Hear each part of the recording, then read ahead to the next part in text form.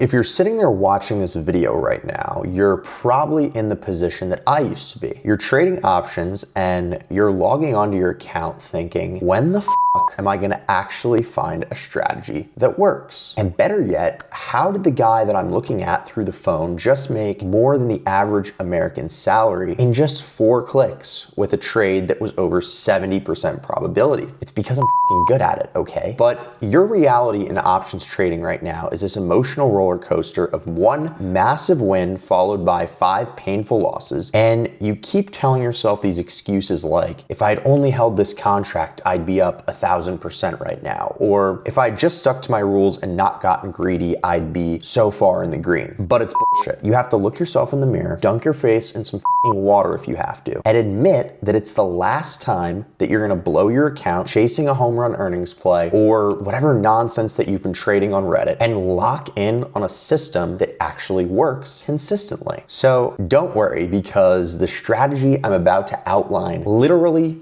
shits money. So much money, in fact, that it made me roughly $2 million in profit last year alone on my portfolio. And yes, I'll refresh it on screen here so I don't get any of you idiots in the comments calling me out. But listen, if you still don't believe me that this strategy literally dumps on every other strategy, I tracked every single trade I took in 2024, literally hundreds of them on a massive spreadsheet. I'll pop it up right here. If you guys want to download it, it's in the link in the description. So listen, I've been there with trading options. Trying to time the market and bet directions while trading options leaves you just in this never-ending cycle of hope and despair. A despair so deep, in fact, that you end up on YouTube watching one of those gurus who douse their chart in trend lines and indicators pretending like they actually do something. You just start clinging on to hope that some abstract Bollinger Band strategy or whatever nonsense you find is gonna actually take you out of the trenches. But I'm not gonna do any of that in this video. I'm simply going to outline the exact strategy that made me over $96,000 in 4 clicks in real time for you guys with a real life example, so that you leave this video with bulletproof confidence that you'll never have to depressingly open YouTube again in search of another hopeless strategy video. And maybe you'll even consider joining my community of actual killers who are printing more money than you would know what to do with. So let's get right into this. Okay, so the $1 million question: what was the strategy that made me $96,000 in 5 clicks? Well, I've outlined it here, and yes, I know this looks confusing, but I'm gonna make it really easy for you guys so you leave this video with a full understanding of how to do it. So the strategy that made me $96,000 in 5 clicks is called the option wheel strategy. And it consists of about 5 or 6 steps, each of which I've color coded here. We're gonna go through each step with the real life example that I'm going to talk about, which is this trade I took on AMD. And yes, that $96,000 in profit was all on one stock, and we're gonna go through each part of the wheel and show you how it works. So let's start at the top here. And the first step of the wheel strategy is to sell an out of the money cash secured put. Now, if you're not familiar with selling options and you're used to buying options, this is going to sound unfamiliar to you. So let me just briefly outline it for those who don't understand. So selling an out of the money cash secured put would look something like this, right? So I'll zoom in here. We have a stock. Let's just say this is our stock, and it's moving as so. And the stock price is right here at 100, right? Selling an out of the money cash secured put would look something like this. -1 of the 90 put. And for selling to open that put, we receive a premium. And as long as that stock stays above our strike price here, which is 90, by our expiration, we keep that premium. We don't get assigned any of the stock. Okay, so now that we've broken down the basics of step 1, let's actually look at what I did on AMD. Okay, so step 1, sell an out of the money cash secured put. So on AMD here, you can see I screenshotted each part of the wheel strategy. I separated out order by order and pasted it in here so you guys can see exactly what I did from my account transactions. So the first step here, I sold to open the 4425 100 put option. And you can see here, I sold to open 100 of them. Now, that's a shit ton, right? That's $1 million worth of AMD, but do not worry because however much I made, you can divide it by 100, right? If you only wanted to do one contract. So I did 100, so don't look at these numbers and think, well, this is impossible for me. So right here, you can see here, I sold to open the 100 put. And if we were to kind of like replicate what I just did, that would look something like this, right? So AMD, here it is on the chart, and say it's at 105. I sold to open 100 of the 100 puts. For doing so, you can see here, I collected roughly $4,000 in premium. And what I'm gonna do here is actually track each step live on the bottom so we can follow along in real time. So step one was sell to open the 100 put, and we made, let's just say 4K, right? So for selling to open the 100 put, we secured about 4,000 in premium. And like I said, in order to just keep that premium and not get assigned any stock, the stock would just have to stay above 100 by expiration. Now, the question you might be asking is, how did I choose the 100 strike price? Why did I choose the 4-4 expiration? And kind of like, what questions do I ask myself before entering the trade? So the question I ask myself most commonly is, am I willing to own the stock at that price? So to own AMD at 100, right? Because if I ask myself this question and the answer is yes, that I am willing to own AMD at 100, I collect a premium for essentially waiting for a stock to drop to a price I already want to own it at, okay? So next part then would be, how did I actually choose this strike price? So I chose this strike price because as you can see here, I'm just pasting in like a basic Yahoo chart.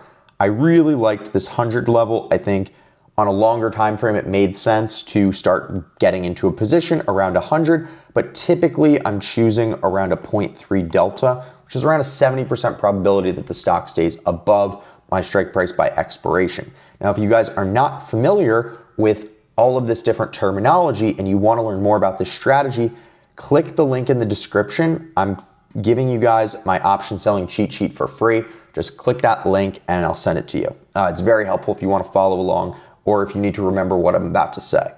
So the expiration, I'm typically doing 7 to 14 DTE, although statistically speaking, 45 DTE typically makes more sense, but I won't get into that in this video. So 7 to 14 DTE because just with all the tariff stuff going on, I didn't want to leave that exposure open for too long of a time period.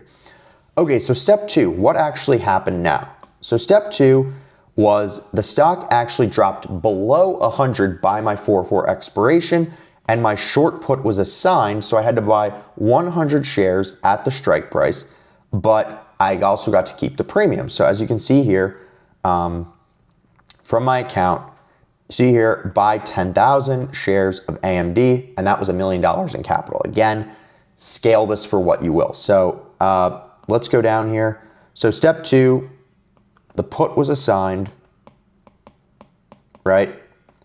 And at 100, so that's step two. Okay, simple enough. It dropped below our strike price, we got to sign the stock. So the next step is selling a covered call, right? So once you own shares of stock, you can sell covered calls then on those shares that you own. So in this case, and a covered call, I'll draw it out here on a chart for you guys just so if you're not familiar. So you can see here, I sold an out of the money covered call, which was the AMD 101 calls for 411, which is the following week expiration. I got assigned on the put, got the shares, and then sold next week's covered calls. And for doing so, collected, let's just say around 10K in profit.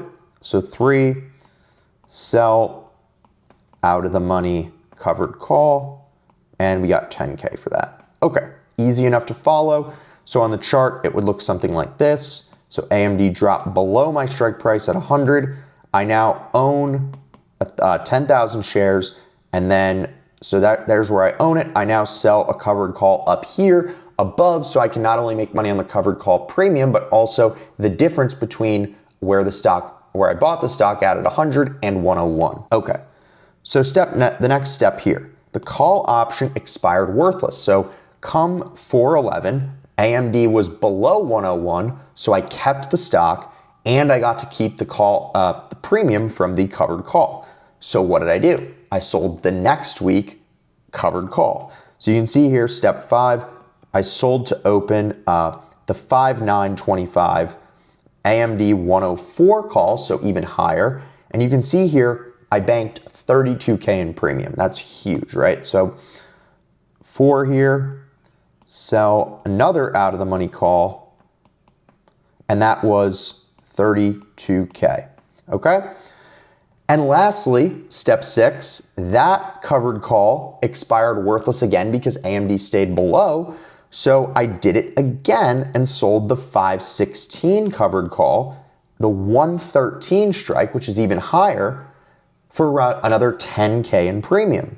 So you can see just off owning these shares, I'm milking premium from those shares by writing covered calls. So step 5 here is going to be covered call, and that was another 10K, right? So then the last step in understanding the wheel strategy is actually, and this is what's not talked about a lot, is the profit from selling the stock at the covered call strike. So if we look here at the most recent covered call that I sold, which was 113, if AMD were to end above 113 by expiration, right? So if it ended above 113 and those 10,000 shares got taken from me, not only would I keep my 10,000 in premium, I would sell 10,000 shares that I own at 100 at the 113 strike, which means I would make another 7 here, 130K in profit. That's absolutely massive, right? So if you wanted to do, I just put the annualized rate of return here for you guys to see. If you want to calculate it and go ahead, but adding in that 130K, I mean, it just juices the returns beyond belief, even for a position that required $1 million in capital. You can see here, just continuously milked these shares of covered call, covered call, covered call, and then eventually sell that off at a much higher covered call strike price and collect 130K in profit from the difference between where I own the stock and where I'm getting it taken away at that covered call strike. So if you did find this video helpful and you want to join a community of serious killers who make more money than you could ever know what to do with, I want you to click the link in the description. I'm only working with a few of you guys. Book a call with me. I'll take a one-on-one call with you guys, see where you're at, and see how I can help you succeed with option selling strategies. Anyway, I'll see you guys in the next one. Peace.